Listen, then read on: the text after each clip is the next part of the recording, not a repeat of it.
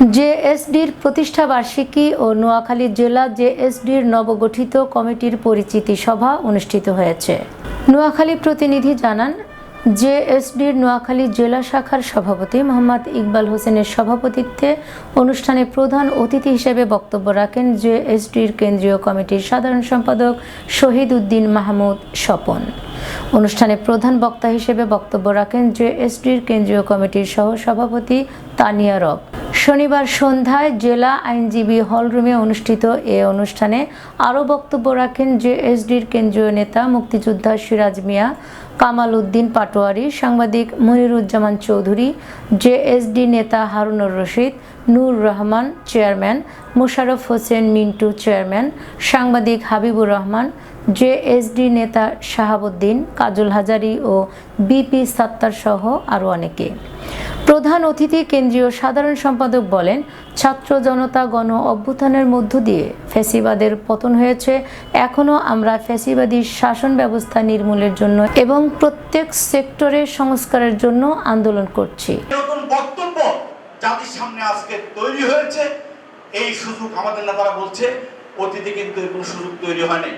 আমরা অনেকগুলো বছর ধরে সংস্কারের কথা বলছিলাম, আমরা দ্বিকক্ষের কথা বলছিলাম, 500 সনের কথা বলছিলাম, কিন্তু জনগণের কাছে আমরা পৌঁছাতে পারিনি।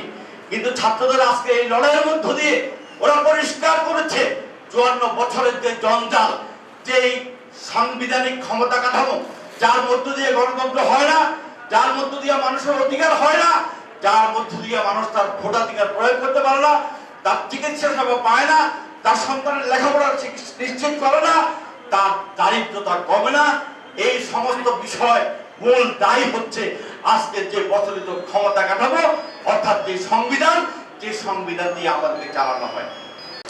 আমি অশেষ ধন্যবাদ জানাবো যারা বয়স্ক এখনো দলটি করেন, আপনারা আদর্শের পিছনে আছেন।